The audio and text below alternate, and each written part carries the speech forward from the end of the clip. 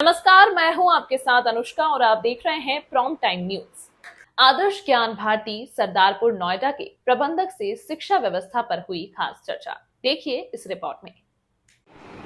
जी नमस्कार, कम है आप हमें अपना वैल्यूएबल टाइम दे रहे हैं, उसके लिए आपका बहुत बहुत थैंक्स। मैं और मेरे दर्शक एक बार आपका इंट्रोडक्शन परिचय जानना चाहेंगे और इस समय हम लोग किस विद्यालय में स्थित है, विद्यालय के बारे में। आदर्श ज्ञान वाटिका विद्यालय जी। प्रदीप चौहान जी। मैनेजर। जी ओके। विद्यालय को लगभग कितना समय हो चुका है सर? ये 2006 से हमारा विद्यालय चल रहा है। जी तो ओके। ब्राउन्स ma'am, first of all ma'am हमारे चैनल में आपका वेलकम है। आप हमें अपना वैल्यूएबल टाइम दे रहे हो, उसके लिए आपको बहुत बहुत थैंक्स। मैं और मेरे दर्शक एक बार आपका इंट्रोडक्शन जानना चाहेंगे और इस समय हम लोग किस विद्यालय में स्थित है, विद्यालय के बारे में। जी, विद्यालय का नाम आदर्श ज्ञान वाटिका है जी। और मेरा नाम रेखा चौहान, यहाँ पे प्रिंसिपल हूँ। जी। मैंने MA BEd किया है, जी। MA इन इंग्लिश लिटरेचर और जी। इकोनॉमिक्स। जी और ओके। विद्यालय को 20 साल हो गए संचालित होते हुए। जी। ये 21वां साल है। जी, क्या क्या रेस्पॉन्सिबिलिटीज होती हैं मैम विद्यालय के अंदर आपकी? क्योंकि विद्यालय के अंदर हमारी जो रिस्पॉन्सिबिलिटी होती है सबसे बड़ी होती है एक छोटे से पौधे को जी। यहाँ पे पेरेंट्स छोड़ के जाते हैं, उसको खाद पानी यानी कि ज्ञान के माध्यम से हम उनको जी। नर्चर करते हैं, जी। उनका पालन पोषण करते हैं जी। और अपने समाज में एक जिम्मेदार नागरिक के तौर पर उनका जी। निर्माण करने का हमारा उद्देश्य है। बिल्कुल मैम, जैसा कि आपने विद्यालय के नाम बताया आदर्श ज्ञान वाटिका, तो मेरा जो पहला सवाल है आपसे विद्यालय के नाम को लेके है। आप लोगों ने जो विद्यालय का नाम रखा आदर्श ज्ञान वाटिका, क्या मोटिव है स्कूल की नेम का, उसके बारे में है? बुला करके अपनी तरफ से हम पूरी कोशिश करते हैं। जी। बाकी टीचर्स भी टाइम टू टाइम पेरेंट्स से कॉल करते हैं। हर महीने हमारे यहाँ PTM होती है। जी। एवरी सेकंड सैटरडे PTM होगी, पेरेंट्स आएंगे, बिल्कुल। वो अपने बच्चे के बारे में डिस्कस करेंगे, हम जी। लोग भी डिस्कस करते हैं। तो ये एक 2 वे जो प्रोसेस है जी। वो स्टूडेंट्स की जो प्रोग्रेस है उसको इनहेंस करने के लिए। बहुत अच्छे मैम। और टीचर्स हमारे यहाँ कितने हैं मैम, क्या संख्या है टीचर्स की? हमारे यहाँ पे जो टीचर्स हैं मोस्ट क्वालिफाइड टीचर्स हैं यहाँ आसपास से। हमारे यहाँ जो संख्या है वो 20 पर 1 टीचर का रेशियो है। मीन्स लगभग हमारे यहाँ पे 35 टीचर्स 35 टीचर्स हैं आके। जैसा कि हम और आप सभी लोग जानते हैं, हमारे देश में टीचर और शिक्षक को भगवान और गॉड का दर्जा दिया गया है। कहते हैं अगर किसी विद्यालय के शिक्षक बेहतर होंगे, टीचर बेहतर होंगे, तो वहाँ की जो शिक्षा है ऑटोमेटिकली बेहतर हो जाएगी। तो कई टीचर्स जो है इस रेस्पॉन्सिबिलिटी को बखूबी समझते हैं कि भाई मेरी क्या रेस्पॉन्सिबिलिटी है, अगर मैं अपनी रेस्पॉन्सिबिलिटी के साथ वर्क को करूँगा तो हमारे जो भी बच्चे हैं जिन्हें हम स्टडी करा रहे हैं उनका जो फ्यूचर है वो ग्रो होगा। और कई टीचर्स इसके विपरीत भी होते हैं। कहीं ना कहीं उनको मैनेजमेंट की तरफ से जो भी सैलरी वगैरह कमिट की जाती है तो उनका जो फोकस होता है वो टाइम और सैलरी पे होता है, ना कि जिस तरीके से टीचर्स की जो जिम्मेदारियाँ हैं वो निभानी होती हैं वो नहीं निभा पाते।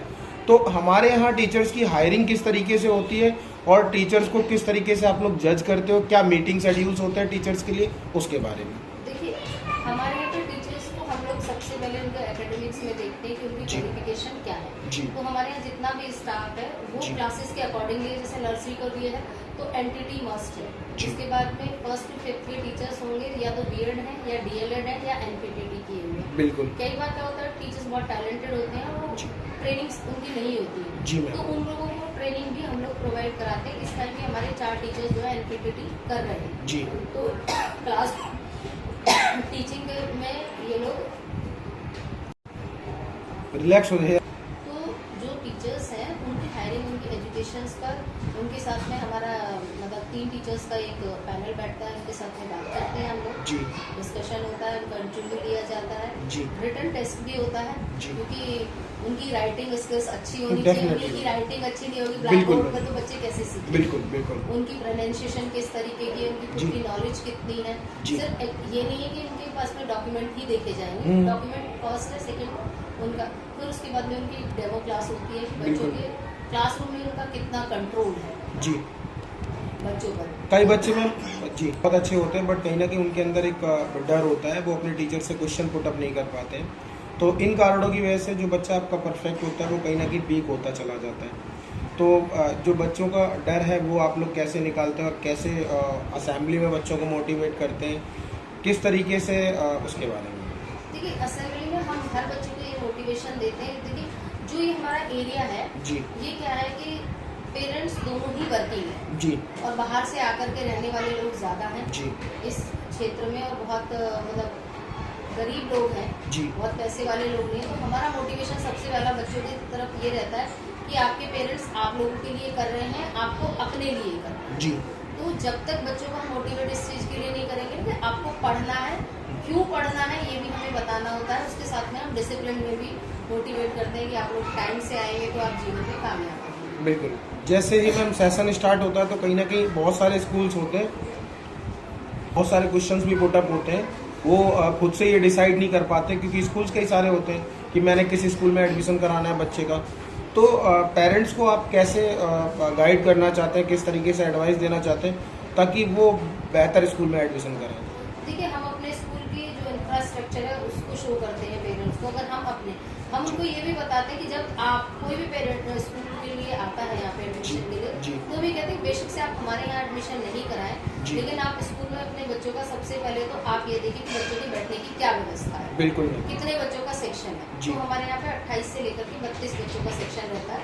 अगर हमारे 40 भी बच्चे हो जाते हैं तो हम 20-20 में उनको डिवाइड कर देते हैं। बहुत अच्छे मैम। ठीक है मैम, कंपटीशन का टाइम है और कॉम्पिटिटर बहुत ज़्यादा है हमारे विद्यालय में। देखिए, हमारे यहाँ पे स्मार्ट क्लास है, बच्चों के लिए सारी फैसिलिटीज़ है, पानी से लेकर के, ये तो एक अलग से है।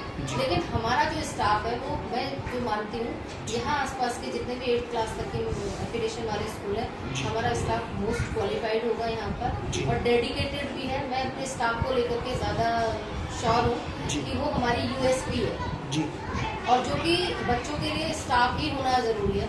हमारे पास एक प्ले ग्राउंड है जो कि आसपास छोटे छोटे स्कूलों में नहीं मिलेगा। हमने एक अलग से रेंट किया हुआ एक प्ले ग्राउंड में बच्चे हमारे खेलते हैं, अलग अलग कॉम्पिटिशन्स में जाते हैं। हमारे पास में डांस क्लासेस भी, एक्स्ट्रा करिकुलर एक्टिविटीज़ भी है, लैब है, बड़ी लैब है, बड़े बड़े कमरे हैं, ग्राउंड है। और सबसे बड़ी बात है कि टीचर्स जो हैं बच्चों के लिए बहुत पोलाइट है और ये हमारा मेन मोटो रहता है कि बच्चे जब स्कूल आते हैं तो कम से कम, और teachers well dressed, well qualified हैं, तो बच्चों को एक मोटिवेशन रहता है। बिल्कुल, बहुत अच्छा। स्कूल जाए, छोटे छोटे बच्चों का तो एक फोकस रहता है ना कि आज हमारी मैम बहुत अच्छी लग रही हैं जी। तो टीचर्स को ये भी रखा जाता है कि आप अपने बच्चों के लिए अच्छे से रेडी होकर के आए, जी, प्यार से बात करें उनसे। अभी आप अगर मॉर्निंग में कभी आएंगे तो आप ये देखेंगे टीचर्स की गोद में आकर के बच्चे चुप हो जाते हैं, मैम मम्मियों भी गोद से आते हैं, बिल्कुल रोते हुए आएंगे और यहाँ पे आके चुप हो जाते हैं। बिल्कुल, बहुत अच्छी मैम। जैसा कि मैम जो भी इंटरव्यू मैंने आपका किया, ये लगभग 3 या 4 किलोमीटर के रेंज में हम इसको प्रॉपर तरीके से सर्कुलेट करेंगे कई माध्यमों से, सोशल मीडिया के माध्यम से, प्लस आपका टीवी चैनल के माध्यम से और न्यूज़पेपर मैगजीन के माध्यम से। तो एक बार हमें विद्यालय का पूरा एड्रेस, पूरा नाम और अगर कोई कांटेक्ट करना चाहे एडमिशन्स को लेके या कोई भी क्वेरीज होती है पेरेंट्स की, तो एक बार हमें कांटेक्ट नंबर 45 सदरपुर कॉलोनी में गली नंबर 18 में स्थित है जी, और विद्यालय अपना 4 मंजिला है। जी, उसके साथ 800 से वॉकिंग डिस्टेंस है, मुश्किल से 100 मीटर की दूरी पड़ेगी विद्यालय। बिल्कुल मैम। और अगर किसी को संपर्क करना है तो जो फ़ोन नंबर है वो 9953196612। Okay, can you repeat again please ma'am? 9953196612। Thank you so much. आसपास जितने भी स्कूल आप देखेंगे, आप पब्लिक स्कूल देखेंगे। जी, तो हमने जब विद्यालय शुरू किया तो हमने नाम के लिए रिसर्च की, तो हमने उसको आदर्श इसलिए रखा कि यहाँ पे जो बच्चे होंगे उनको हम समाज में एक आदर्श के रूप में प्रस्तुत करें, ऐसे बच्चों को हम बनाएं। और ज्ञान वाटिका ये है कि स्कूल बहुत कॉमन वर्ड हो गया। ज्ञान वाटिका ये कि यहाँ पे ज्ञान की वाटिका है जिसमें छोटे छोटे से बच्चे आते हैं और उस ज्ञान वाटिका से ज्ञान की प्राप्ति करते हैं। बिल्कुल। तो एक बड़ा यूनिक सा नाम है, आप आसपास में देखेंगे कि कहीं नहीं मिलेगा आपको। जी, हमारे यहाँ जो अभी प्रेजेंट टाइम में स्ट्रेंथ है मैम, वो कितनी है? लगभग 550 बच्चे। लगभग 550। ओके, जैसा कि आपने हमें बताया कि 550 के करीब हमारे यहाँ स्ट्रेंथ है। मैं समझता हूँ उस स्ट्रेंथ में सभी बच्चे इक्वल नहीं होंगे, कई बच्चे पढ़ने में बहुत अच्छे होंगे, कई मीडियम होंगे और कई वीक भी होंगे। तो जो वीक बच्चे होते हैं उनको आप परफेक्ट कैसे बनाते हो, क्या स्ट्रेटजी होती है उसके लिए?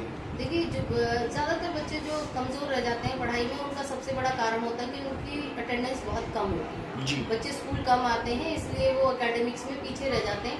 तो हम लोग रेगुलर अटेंडेंस अपने व्हाट्सएप ग्रुप में डालते हैं ताकि पेरेंट्स को पता रहे कि हमारा बच्चा स्कूल के लिए निकला है तो स्कूल पहुंचा है कि नहीं पहुंचा है। क्योंकि बच्चे ऐसी एज में है, टीनेजर्स हैं 6 to 8 वाले, तो कि कई बार लोगों के बहलावे में आकर के वो इधर उधर निकल जाते हैं। जी, तो इसलिए हम लोगों का कोशिश ये रहती है कि बच्चों की अटेंडेंस पेरेंट्स तक जाए, और जी। जो वीक बच्चे हैं उनके लिए हमारे विद्यालय में एक समृद्धि शाखा चलती है, एक संस्कार केंद्र, ओके, स्वयं सिद्धा संस्कार केंद्र चलता है, जिसमें हम लोग 2 घंटे की क्लासेस लेते हैं। Extra class. तमाम महत्वपूर्ण खबरों के लिए देखते रहिए प्राइम टाइम न्यूज।